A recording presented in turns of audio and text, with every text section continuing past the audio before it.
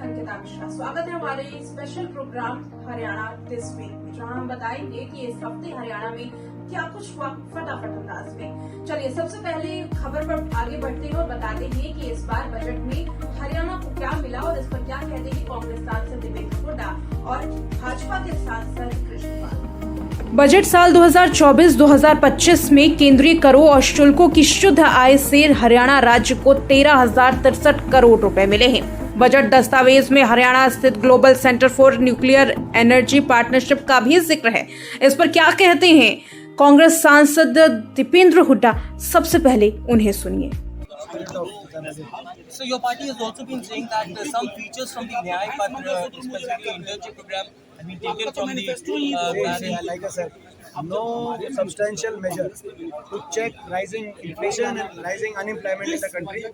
No measure for the farmers and the poor. To provide any kind of relief to the poor and to the farmers. तो सुना आपने कि दीपेंद्र हुड्डा ने क्या कहा। अब आपको ले चलते हैं बीजेपी सांसद कृष्णपाल के पास भी, वो क्या कहते हैं इस मुद्दे पर, सुनिए। विकसित भारत का बजट है और इस बजट में गरीब के लिए, महिला के लिए, युवा के लिए और अन्नदाता पर पूरा फोकस किया गया है। आज देखिए जो कृषि के लिए है, किसान अन्नदाता के लिए बजट है, वो इस बार और 1.25 लाख करोड़ से भी बढ़ाकर 1.5 लाख करोड़ कर दिया गया है। किसानों को पर इस बजट में बहुत फोकस किया गया है और इन चारों जो पिलर हैं, गरीब, महिला, युवा और अन्नदाता, इसको समर्पित बजट है। इस बार क्या कुछ खास मिला है हरियाणा को रेल बजट में, ये बताते हुए नजर आए केंद्रीय रेल मंत्री अश्विनी वैष्णव। क्या कुछ कहते हैं, सुनिए। हरियाणा के लिए रिकॉर्ड एलोकेशन हुआ है 3,383 करोड़ का। 3,383 यानी 3,383 करोड़, 3,383 करोड़। आप इसको कंपेयर अगर करें जो यूपीए के समय एवरेज एलोकेशन 315 करोड़ रुपए का होता था, मात्र 315 करोड़ का, यानी यूपीए के समय से 11 गुने ज़्यादा, 11 टाइम्स ज़्यादा, यूपीए के समय से 11 टाइम्स ज़्यादा, 11 गुने ज़्यादा एलोकेशन मोदी जी ने 2024-25 के इस बजट में हरियाणा के लिए दिया। हरियाणा में काम भी बहुत अच्छा तेजी से चल रहा है। 100% इलेक्ट्रिफिकेशन कंप्लीट हो चुका है। 100% रेलवे इलेक्ट्रिफिकेशन। बजट पेश हुआ और इस बजट पर क्या कुछ कहते हुए नजर आए बजट विशेषज्ञ, सुनिए कि क्या कुछ बदलाव आए हैं। सबसे पहले डायरेक्ट टैक्स में देखें तो जैसा अभिषेक सर ने पहले बताया भी कि हम जो स्टैंडर्ड डिडक्शन है हमारा 50,000 से 75,000 का हो गया है। इसके अलावा ओल्ड टैक्स रेजिम में तो कोई बदलाव नहीं है, पर न्यू टैक्स रेजिम को और आकर्षक बनाया गया है। जहां पर पहले हम 3 से 6 लाख पे 5% देते थे, वो 3 से 7 लाख पे हम 5% देंगे।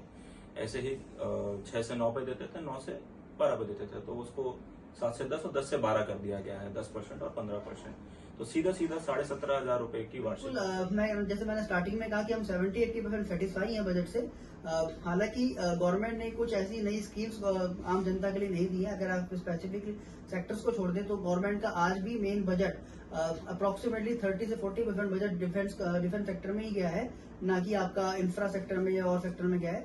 तो हालांकि वो जरूरी भी है, लेकिन जो आम जनता को जो बेनिफिट मिलने चाहिए थे या जो फैसिलिटीज मिलनी चाहिए थी, गवर्नमेंट ने उसके एडमिनिस्ट्रेशन पे कोई क्वेश्चन नहीं उठाया कि आपने बजट तो एलोकेट कर दिया, लेकिन उस बजट को यूटिलाइज करने के लिए आपने क्या मैकेनिज्म इम्प्लीमेंट करने की सोचा है, तो वो उसके ऊपर कोई क्वेश्चन नहीं उठाया। तो उस बात को लेकर थोड़ा निराश है, अदरवाइज बजट से काफी हद तक सेटिस्फाई। चलिए आगे बढ़ते हैं। फरीदाबाद और गुरुग्राम में गंदगी को लेकर के सदन में कांग्रेस सांसद कुमारी सैलजा ने बवाल किया।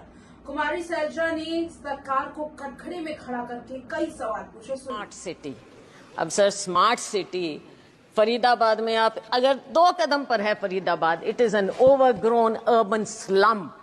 कहां से स्मार्ट सिटी है वो, किस हिसाब से, कचरे के ढेर हर जगह।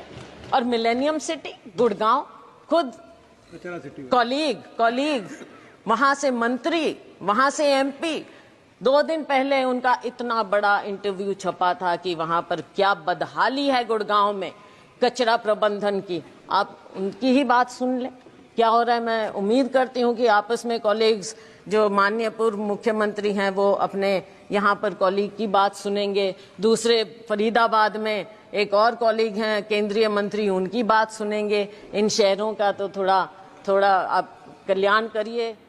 एक और जहां विपक्ष की ओर से साफ सफाई को लेकर सरकार को घेरा गया, तो वहीं दूसरी ओर फरीदाबाद के तिकोना पार्क के पास गंदगी के ढेर को बीजेपी के राष्ट्रीय प्रवक्ता और सीएम नायब सिंह सैनी के मीडिया सलाहकार हटवाते हुए नजर आए।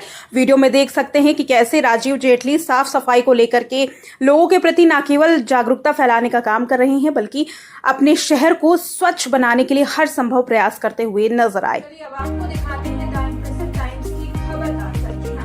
हमने हाल में ही NHAI और फरीदाबाद लोकल अथॉरिटी पर सवाल खड़ा किया था। एक वीडियो दिखाई थी जो कि फरीदाबाद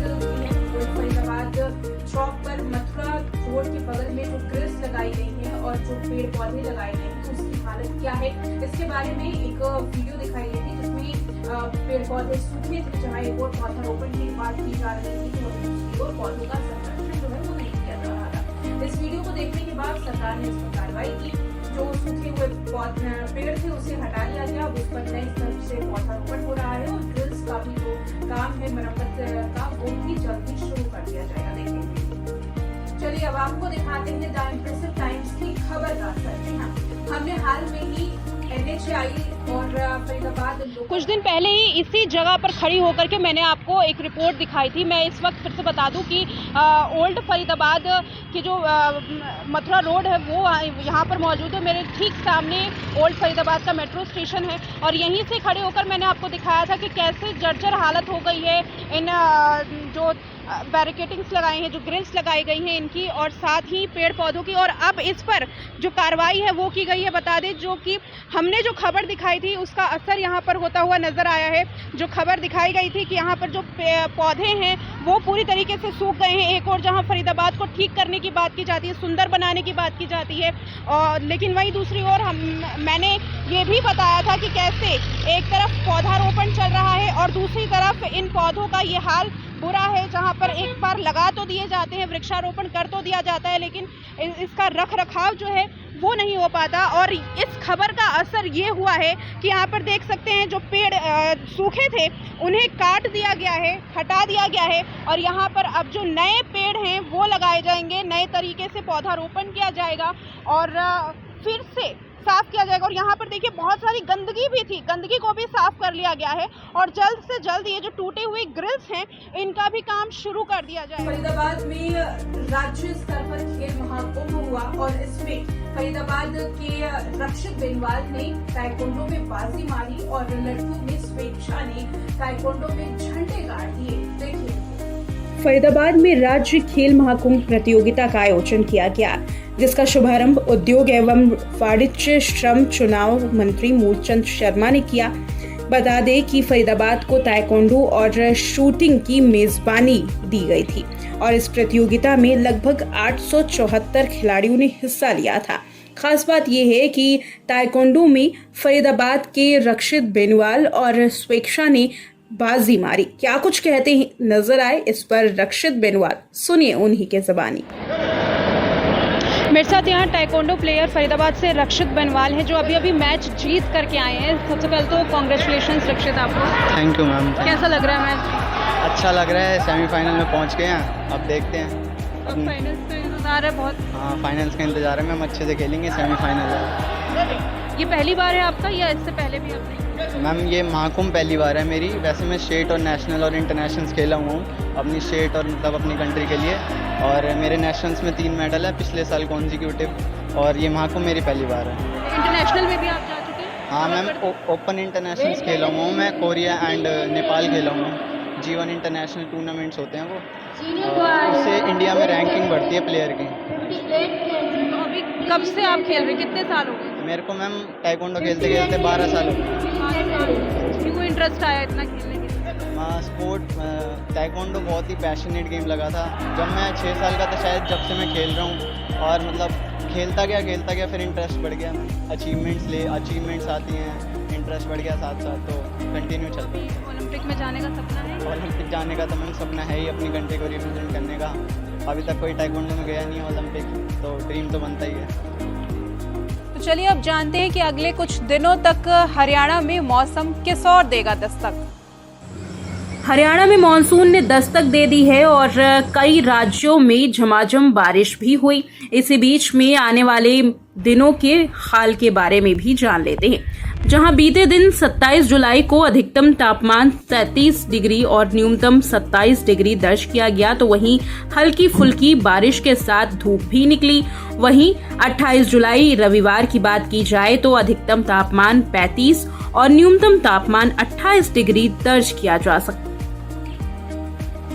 हरियाणा दिस वीक की हमारी खास रिपोर्ट अगले हफ्ते रविवार सुबह 8 बजे फिर होंगे हाजिर और लेकर के आएंगे कुछ खास रिपोर्ट और हरियाणा में पिछले एक हफ्ते में क्या कुछ हलचल हुई इसके बारे में। तब तक के लिए स्वस्थ रहिए, मस्त रहिए, खुश रहिए और वीडियो को पसंद कीजिए, लाइक कीजिए। चैनल पर नए हैं तो सब्सक्राइब जरूर करें। शुक्रिया।